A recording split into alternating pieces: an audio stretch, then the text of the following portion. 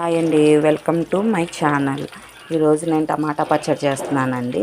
6 పచ్చిమిరకాయలు 3 ఎండుమిరకాయలు తీసుకున్నాను. పచ్చిమిరకాయలు కట్ చేసి నూనెలో వేయించుకుంటున్నాను.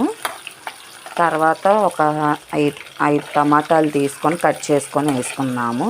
ఈ పక్కకి తీసిన తర్వాత ఓకేనా అండి. కొద్దిగా కల్లుప్పు, కొద్దిగా జీలకర్ర, 5-6 రెమ్మలేమో వెల్లుల్లి తీసుకున్నానండి. అదిగోండి, టమాటాలు కూడా కట్ చేసుకొని మగ్గించుకున్నాను. ఇప్పుడు మనం రోట్లో వేసుకొని నూరుకుందాము. ఇదిగోండి, ఇప్పుడు రోట్లో పచ్చిమిరకాయలు, ఎండుమిరకాయలు, ఎల్లుల్లిపాయ, జీలకర్ర, ఉప్పు వేసాను కదండి, అవి ముందు దంచుకున్నాము.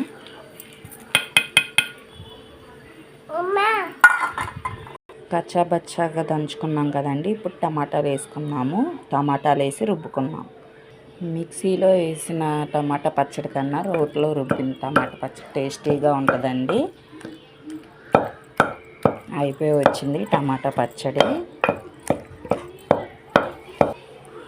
అయిపోయిందండి టమాటా పచ్చడి.